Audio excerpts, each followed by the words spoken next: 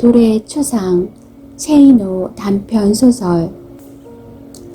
분명히 외출할 때는 닫고 간 아파트 창문이 열려 있었고 불까지 켜져 있는 것으로 보아 경희가 내게 없는 새 들어와 방 안에 앉아 있는 모양이었다.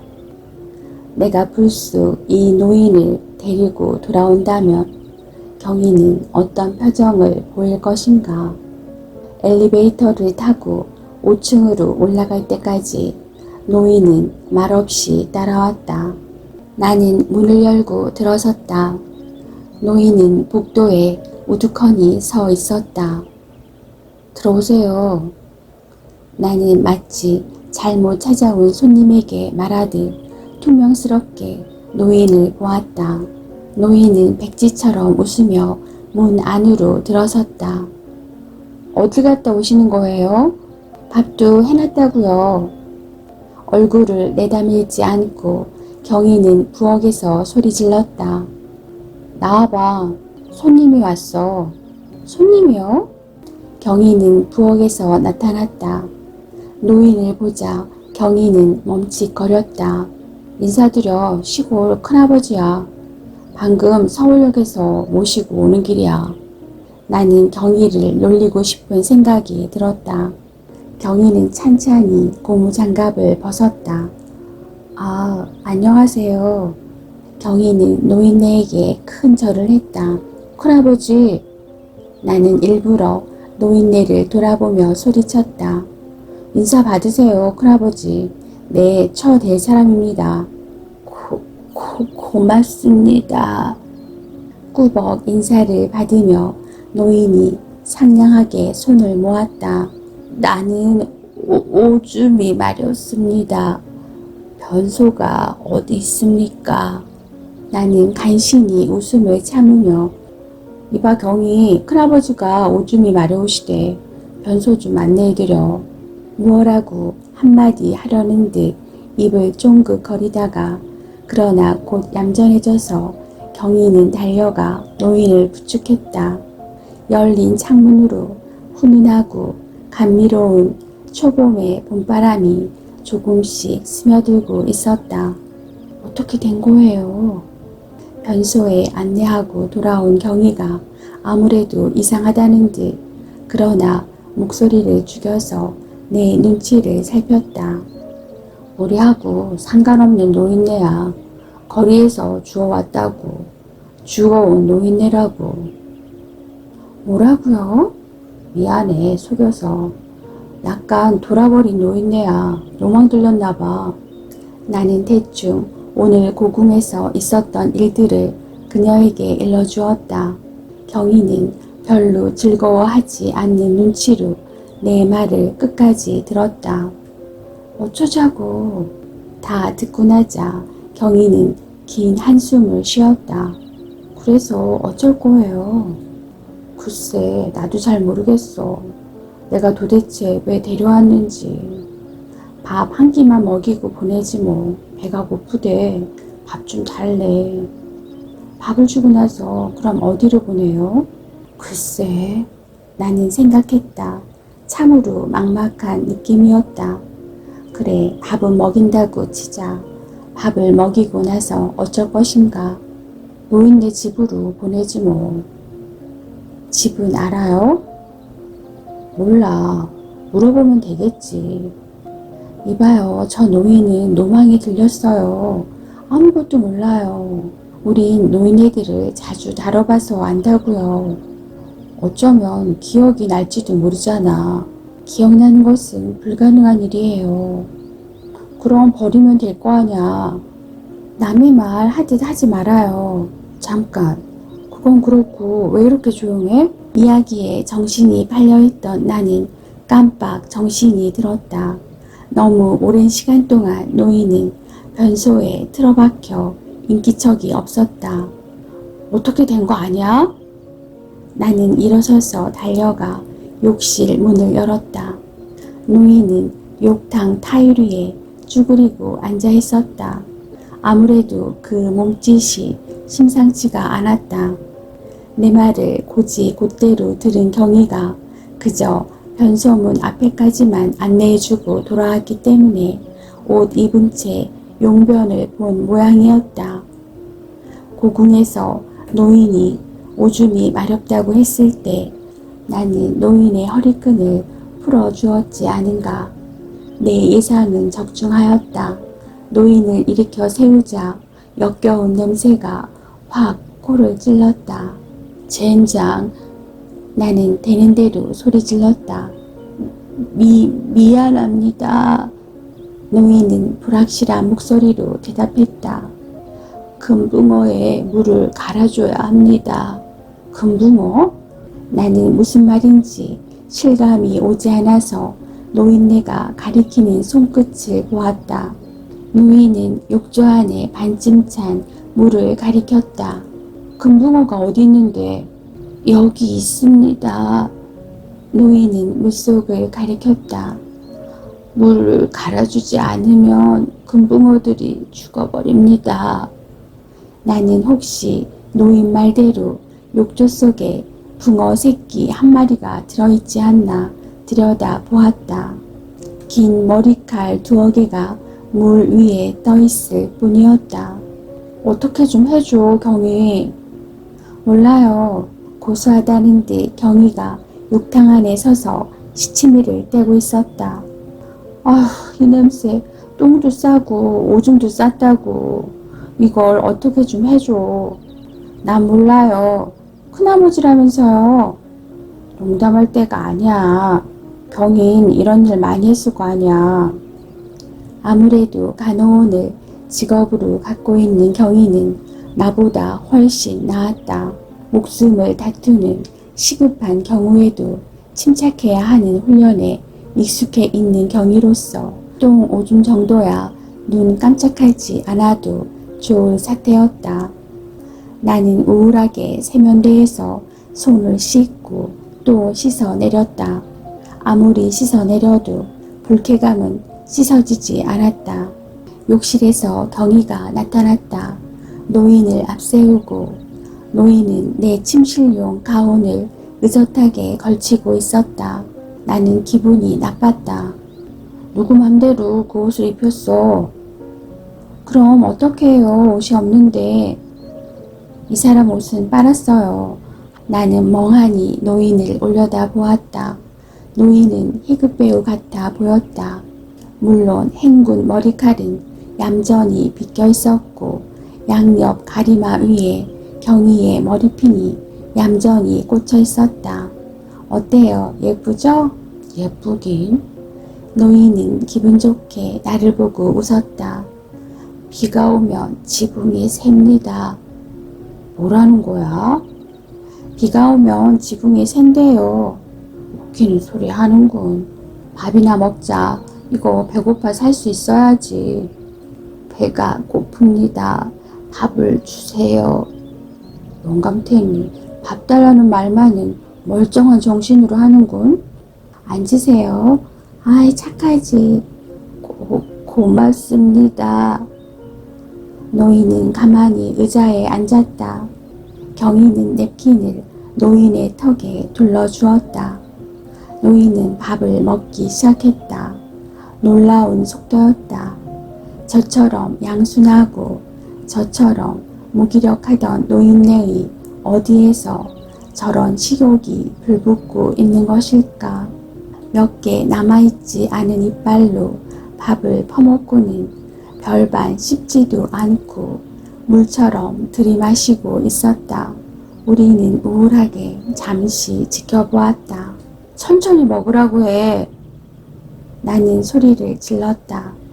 노인은 밥을 입가에 흥건히 흘려 묻히고는 내 고함 소리에 놀란 듯 눈을 멀뚱히 뜨고 나를 보았다.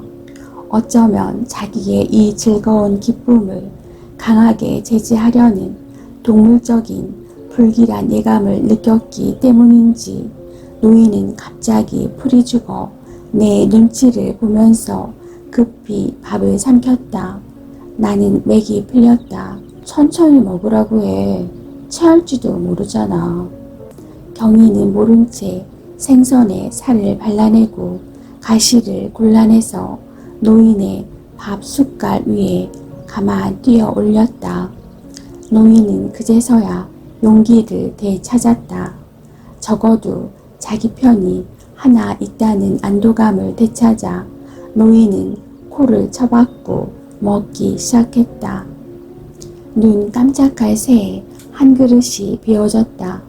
몇 개 남아있는 밥알을 노인은 숟갈 소리를 내면서 긁어 먹었다. 그리고는 입가에 묻은 밥알을 손가락으로 떼내어 우물우물 입가로 가져가 삼켜 버렸다. 밥을 더 주세요. 노인은 아이처럼 칭얼댔다. 배가 많이 고픕니다. 잠자코 경이는 밥그릇을 들고 일어서더니 부엌으로 가서 가득 담아 가지고 왔다. 노인은 또다시 코를 박고 밥을 먹어 치우기 시작했다. 종일토록 굶은 모양이에요. 가엾어라. 나는 이미 입맛을 잃고 있었다. 대충 배를 채우고 소파에 옮겨 앉아 가만히 노인의 무자비한 탐욕을 지켜보았다. 저 모습이 내 미래의 투영도일까? 나는 참담했다. 마치 무비 카메라를 거꾸로 돌려보면 필름 속에서 쓰러졌던 사람이 일어서고 깨어진 유리창이 되돌아서 말짱해지듯이 인간은 어느 정점에서 점점 아이의 세계로 되돌아간다. 적어도 나는 내 자신의 미래에 대해서 어느 정도 낙관하고 있었다. 감상적인 느낌이긴 하지만 적어도 내겐 은퇴한 노인으로서 회상하는 추억마다 깃들인 아름다운 회색의 그림자를 간직하면서 적당히 늙어가고 적당히 죽을 자신만큼은 있었다. 적어도 남에게 신세지지 않으며 적어도 남에게 부축받지 않으며 늙어갈 자신이 있었다. 열심히 벌고 열심히 사랑하고 열심히 모으고 열심히 저축하는 그 이유는 말하자면 최소한의 행복을 움켜쥐기 위한 노동이 아닌가. 한 시간이라도 더 살려고 몸부림치는 인간의 욕망이 고작 저것이란 말인가. 뭐 생각하고 있는 거예요? 식사를 끝내자 경이는 노인을 소파에 앉히고 TV 화면을 노인에게 잘 보이도록 방향을 바꿔준 뒤 내 옆자리에 앉았다. 모르겠어. 나는 경이의 어깨에 머리를 기대었다. 하룻밤을 재워요. 그리고 나서 생각해봐요. 어쩌자고 저렇게 노인을 버릴 수가 있을까? 버리긴요. 아마 길을 잃은 노인네일 거예요. 고군 갈리인이 분명 버려진 사람이라는 거야. 그런 사람들이 심심찮게 있다는 거야. 노인을 뭐 때문에 버려요. 보아하니 천한 노인도 아닌 것 같은데. 그렇담 도대체 왜 창경원에 앉아있는 거야? 길을 잃었담 길거리에서 있거나 옷도 평상복이어야 맞을 텐데. 가만히 있어봐. 아주 미쳐버릴 영감은 아닌 것 같아. 아까 고궁에서도 이름이 뭐냐고 물으니까 최순돌이라고 대답하더라고. 그러니 몇 마디 물어보면 의외로 집 주소를 기억해낼지도 몰라. 노망 들린 노인네도 어떤 부분에 대해서는 아주 또리또리 기억하고 있다고요. 그럼 물어봐. 어쩌다 사는 동네라도 알아두면 최소한 편리할 게 아니야. 정 안 되면 경찰서에 넘겨줘 버리면 그만이지만. 우리는 노인을 보았다. 노인은 텔레비전을 바라보고 있었다. 할아버지! 경이가 노인을 불렀다. 어릿어릿한 표정으로 노인은 우리를 보았다. 할아버지 이름이 뭐예요? 최순돌입니다. 몇 살이세요? 12살입니다. 까르르 경이가 웃었다. 12살이래요. 이 할아버지 아주 귀여운 데가 있어. 경이가 웃자 노인도 따라 웃었다. 자기가 누구를 웃겼다는 사실이 자랑스럽고 대견하다는 듯 벙글벙글 웃었다. 그 웃음엔 나한테는 보여주지 않던 친절하고 재롱스런 데가 있었다. 노인은 경희를 신뢰하고 있다. 마치 강아지도 자기에게 사랑을 주는 사람에게 본능적인 애정을 느끼듯. 할아버지 집이 어디예요? 12살입니다. 한번 웃음을 보인 경희에게 자신감을 느꼈는지 똑같은 대답을 하고 나서 노인은 분명 경희가 웃으리라 기대하고 자신이 먼저 웃었다. 오늘 말이에요, 할아버지. 창경원에 갔었지요? 12살입니다. 나는 소리를 질렀다. 화가 나서가 아니라 어느 정도 노인에게 공포를 느끼게 해야 한다고 생각했기 때문이었다. 나는 일부러 얼굴을 무섭게 찡그렸다. 미안합니다. 갑자기 꼬리를 감추는 강아지처럼 노인은 눈을 휘둘렀다. 그는 나를 무서워했다. 나는 배가 고픕니다. 밥을 좀 주세요. 이런 젠장, 얘기가 통해야 말이지. 가만히 있어봐요. 경희가 가만히 노인 쪽으로 다가갔다.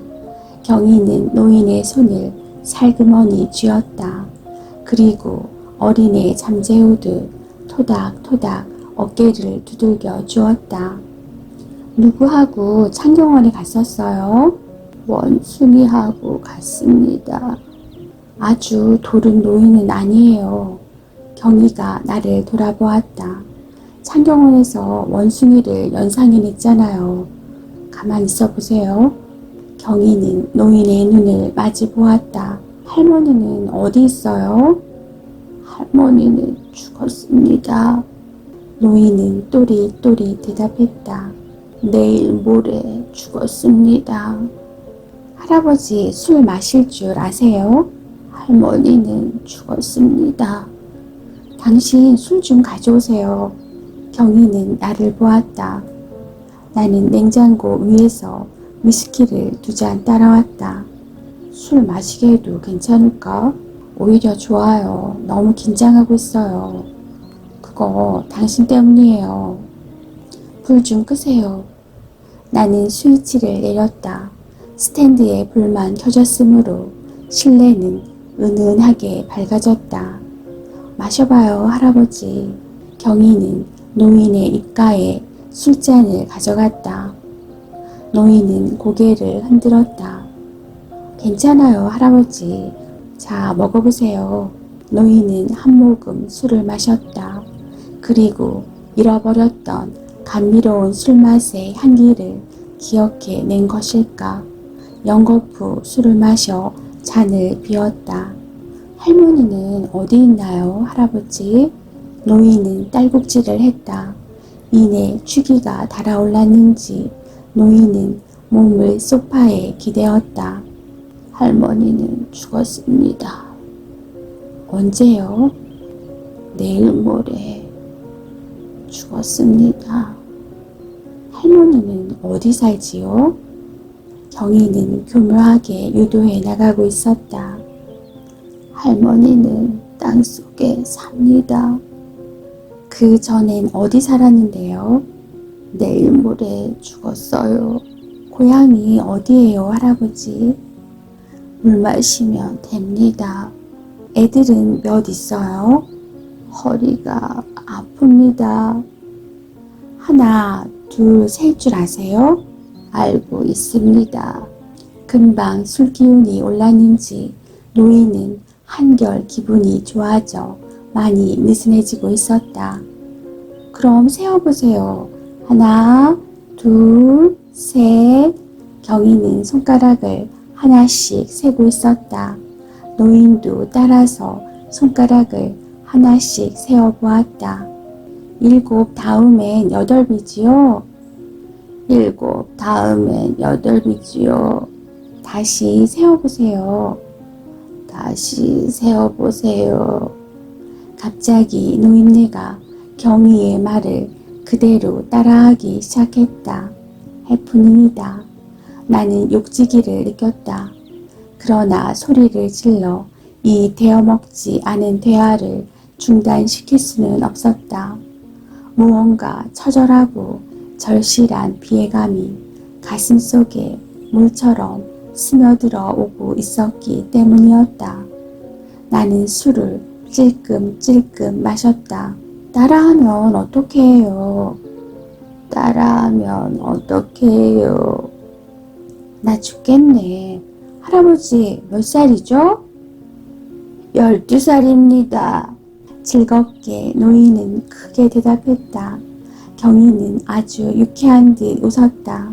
할아버지, 애들은 몇 낳았어요? 할머니가 낳았습니다. 그래요? 할머니가 아기를 몇 낳았는데요? 4마리. 노인은 손가락을 5개 펴 들었다.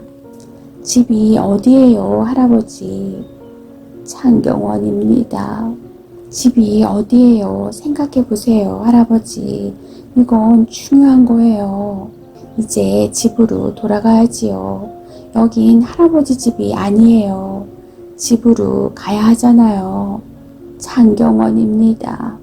노인은 손뼉을 쳤다. 할 수 없이 경희도 손뼉을 쳤다. 노인은 힘을 웃었다. 할 수 없이 경희도 까르르 웃었다. 할아버지, 집이 어디예요? 지금 기억해내지 않으면 영영 못 돌아가실지도 모른다고요. 노인은 기지개를 켰다. 그는 행복하게 소파에 머리를 기대었다. 노인은 스르르 눈을 감았다. 조금만 더 물었으면 캐낼 수도 있었는데.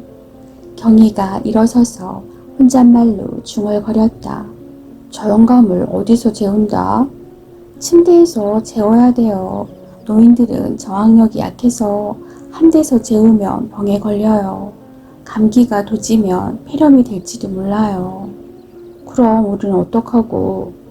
소파에서 자죠 뭐. 난 내일 일찍 출근해야 돼. 그동안 노인은 내가 돌볼게요. 다음 날 새벽 일찍 나는 집을 나섰다.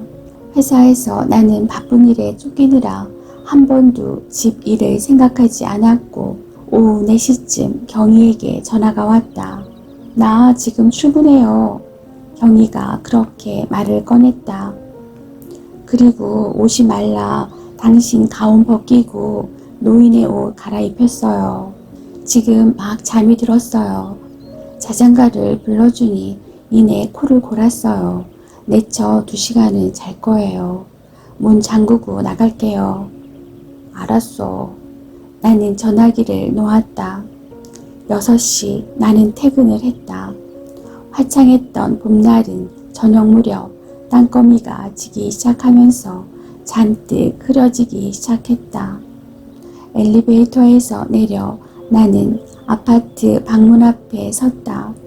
주머니에서 키를 꺼내 문을 열려는데 문이 힘없이 스르르 저 혼자 열려졌다. 문은 열려져 있었다. 나는 방 안으로 들어갔다. 내 생각이 맞았을지도 모른다는 행복한 기대감이 가슴에 점여들었다. 경희 말대로라면 문은 잠그고 나갔을 테고, 그런데도 문이 열려 있다면 안에서 누군가 문을 열고 나갔다는 이야기가 되는 것이니까. 내 짐작은 맞았다. 방 안 어디에도 노인은 없었다. 할아버지! 나는 술래잡기 하듯 소리 지르며 방이란 방 안을 모두 뒤져보았다. 노인은 없었다. 믿어지지가 않아서 옷장도, 캐비닛 속도, 욕조 안도, 냉장고 안도 모두 들여다보았다. 노인은 분명 없었다. 온 집안을 샅샅이 뒤져보았지만 노인은 사랑스럽게도 부재 중이었다. 나는 긴 한숨을 쉬었다. 갔다. 노인은 떠나버렸다. 얼마나 근사한 노인이냐. 그때였다. 나는 무엇인가 거실에 흩어져 있는 것을 보았다. 나는 달려가 마룻바닥을 쳐다보았다. 갓 배달된 저녁 신문이 싹둑 오려져 있었다. 날카로운 금속 제품으로 한꺼번에 자른 듯이 종이 조각들은 베어져 있었다.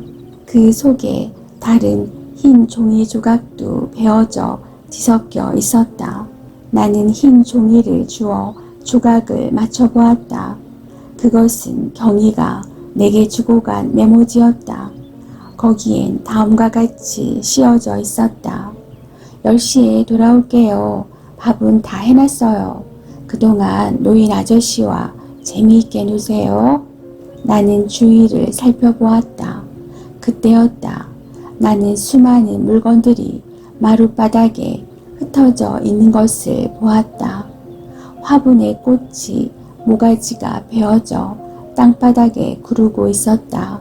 닥치는 대로 베어 뿌려져 온 방 안은 꽃이, 종이가, 경희의 원피스 옷이, 식탁보가, 인형의 모가지가 잘려져 방바닥에 하얗게 깔려 있었다.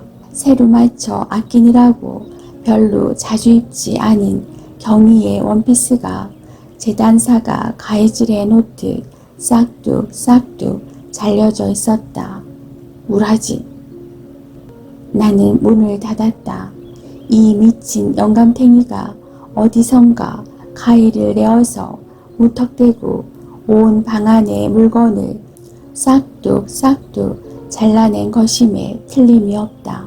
적이라든가 잔인성 때문이라기보다는 아이들이 단순히 가위질하는 일에 쾌감을 느껴 신문지를 오리는 것에 열중하듯 그저 빈 시간을 즐기기 위해 그 누구의 간섭도 받지 않고 가위질에 대고 있었을 것이다.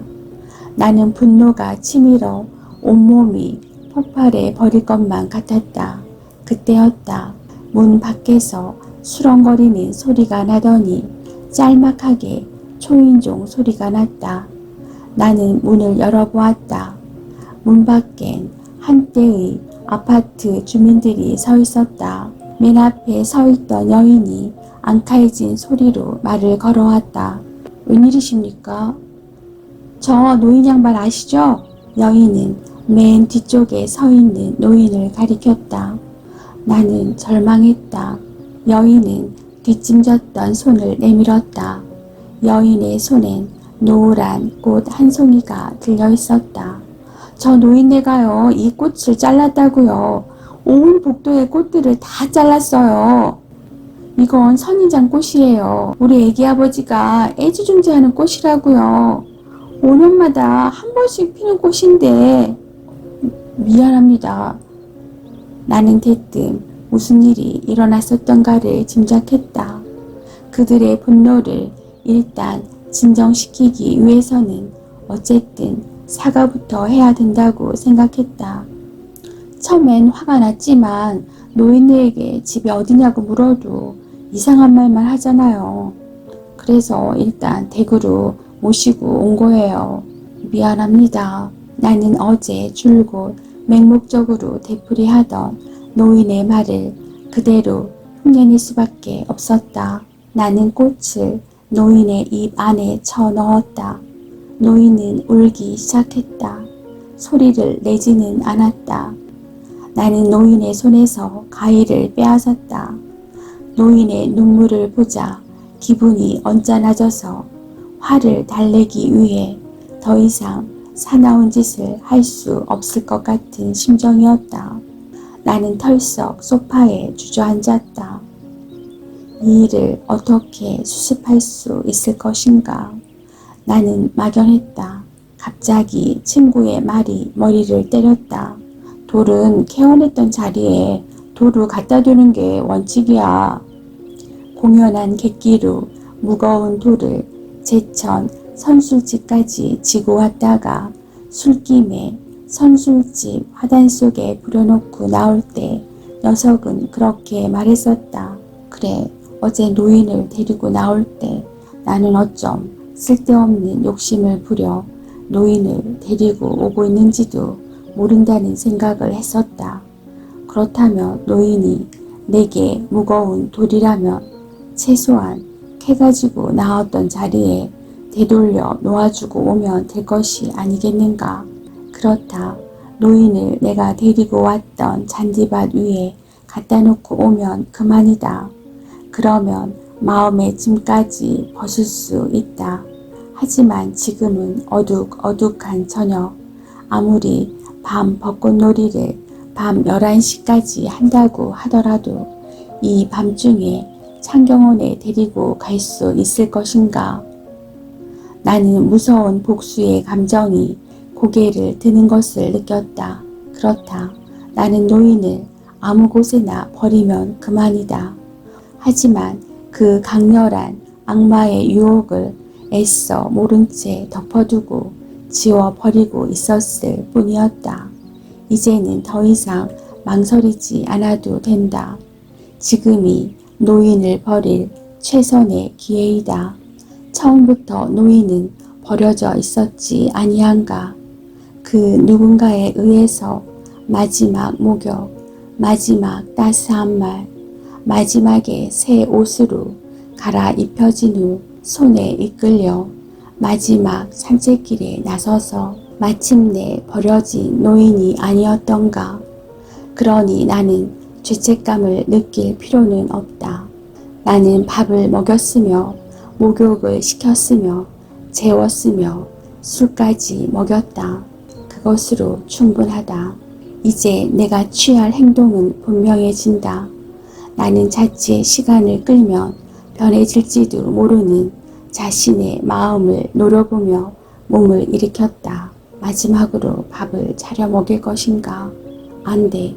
나는 머리를 흔들었다. 연민의 정을 느끼게 되면 안 된다. 그보다도 경희가 일찍 돌아온다면 어쩔 것인가? 자, 이때다. 기회는 이때다. 나는 옷걸이에서 코트를 입었다. 할아버지!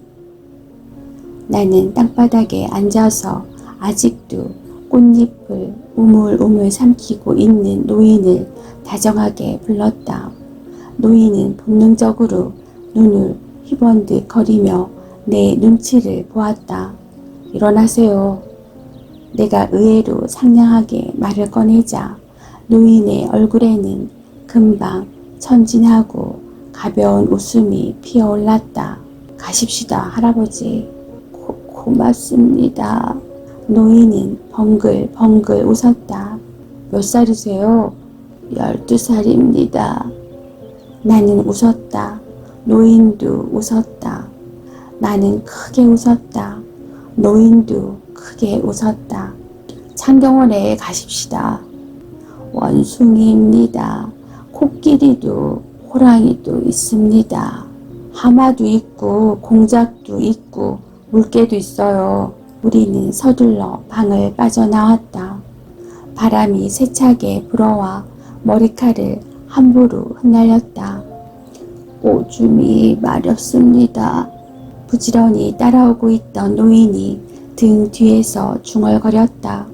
나는 노인의 허리띠를 끌어주었다. 노인은 벌판에 서서 소변을 보았다. 하늘은 어두워 별조차 보이지 않았다. 아무래도 스산한 봄바람이 불어오고 날씨가 흐린 것으로 보아 곧 봄비가 뿌릴 것만 같았다. 달도 보이지 않았다. 어디다 버릴 것인가? 나는 생각했다. 저 노인을 어디다 버릴 것인가? 나는 머리를 흔들었다. 비록 무책임하게 버린다고 할지라도 어쩌면 다른 마음 착한 사람에게 구원되어질 수 있는 그러한 장소에 버려야 할 것이다.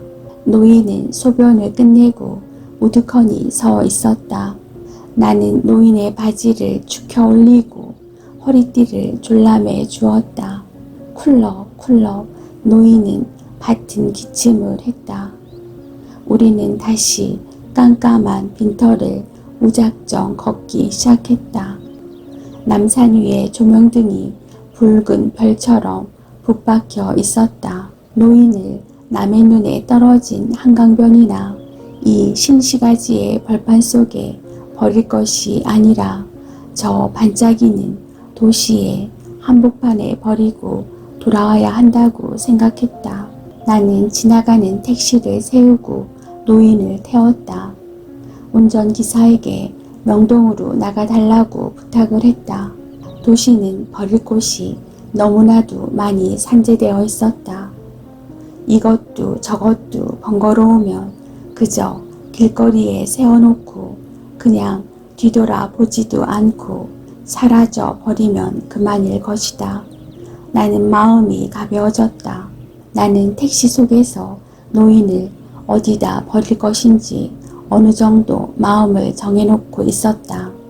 어쨌든 명동 성당까지는 가보자고 결정했다. 성당에선 성모 마리아의 손길이 이 가엾은 노인을 돌봐줄 것이다. 우리는 인파를 헤치고 언덕길을 올라 성당 입구로 들어섰다. 노인은 얌전히 내 뒤를 믿음이 지극한 군병처럼 따라오고 있었다. 예수 그리스도는 어쨌든 십자가에 못 박혀 돌아가셨으므로 그 누구의 고통도 그 누구의 아픔도 자신의 아픔처럼 느끼실 것이며 진실로 예수 그리스도의 손길이 자비롭다면 이 99마리에서 홀로 떨어진 길 잃은 늙은 양 한 마리를 푸른 초원으로 인도해 줄 것이라고 나는 믿었다. 나는 노인을 데리고 성당 앞으로 올라갔다. 나는 노인을 벤치 위에 앉혔다. 가슴이 뛰기 시작했다. 할아버지, 나는 노인을 보았다. 노인은 흐린 눈으로 나를 바라보았다. 어디선가 찬송가 소리가 들려왔다. 이제 난 가겠습니다. 날 원망하지는 마세요. 노인은 이유도 없이 천진하게 웃었다. 미안합니다. 노인은 대답했다. 난 배가 고픕니다. 밥을 주십시오. 좀 기다리세요. 저 사람들이 줄 겁니다. 나는 불 밝힌 성당의 첨탑을 가리켰다. 그곳엔 십자가가 매달려 있었다. 누구든 할아버지를 밥 먹여줄 것입니다. 나는 모자를 노인의 머리 위에 씌워주었다. 안녕히 계세요, 할아버지. 고맙습니다. 노인은 대답했다. 그리고 말을 이었다. 2층에서 놀면 안 됩니다. 계단에서 굴러 떨어집니다. 주의하세요. 노인은 하얗게 웃으며 나를 보았다. 고맙습니다. 나는 확실하게 대답했다. 헤어지는 마당에까지 매정하게 굴 필요는 없지 않은가? 그럼 가겠어요. 나는 돌아서려고 몸을 세웠다. 그때였다. 앉아있던 노인네가 웃으면서 내게 손을 내밀었다. 나는 놀라서 이것이 무슨 뜻인가 잠시 생각해 보았다. 왜 노인네가 손을 내밀었을까? 무엇인가 좀 달라는 손짓이었을까? 아니면 악수라도 하자는 손짓이었을까? 나는 어리둥절해서 노인의 경직된 손을 가만히 내려다 보았다. 나는 조용히 손을 내밀어 보았다. 내 손을 노인의 손이 마주잡았다. 생각보다는 따뜻한 손이었다. 그리고 노인의 얼굴을 보았다. 노인은 연신 천진하게 웃고 있었다. 노인의 저런 천진스러운 백치의 표정은 어쩌면 위장된 표정이며 저 종잡을 수 없는 대화들 역시 꿈인 말인지도 모른다는 생각이 내 머리를 때렸다. 노인은 어쩌면 분명한 이성을 가진 사람이 아니었을까. 나는 다시 한번 노인을 쳐다보았다. 노인은 이미 내게서 관심이 떠나 있었다. 흐린 눈으로 발 아래 찬란히 타오르고 있는 불빛을 멍하니 바라보고 있었다. 나는 뒷걸음 쳐서 그 자리에서 도망갔다. 그리고 어느 정도 멀어졌다 생각되자 단숨에 이를 악물고 뛰어서 언덕길을 곤두박질 쳐 내렸다. 돌아보아서는 안 된다. 나는 중얼거렸다. 달아나는 내 등 뒤에서 무언가 더 빠른 속도로 달리고 내 몸뚱이를 잡아챌 것만 같은 공포감이 다가오고 있었다. 나는 명동을 뛰었다. 마지막 헤어질 무렵 내밀던 노인의 손 하나가 내 도망가는 속도와 함께 따라오고 있었다. 그제서야 헤어질 무렵 내게 손을 내밀던 노인의 그 천진하던 웃음의 의미를 어렴풋이 알 것 같은 느낌이 들었다. 그것은 용서의 의미가 아니었을까? 모든 것을 받아들이는 돌의 침묵으로 내밀던 노인의 딱딱하게 굳은 그 손은 이미 우리의 모든 것을 용서해 주겠노라는 의미의 손짓이 아니었을까? 비가 내리고 있었다.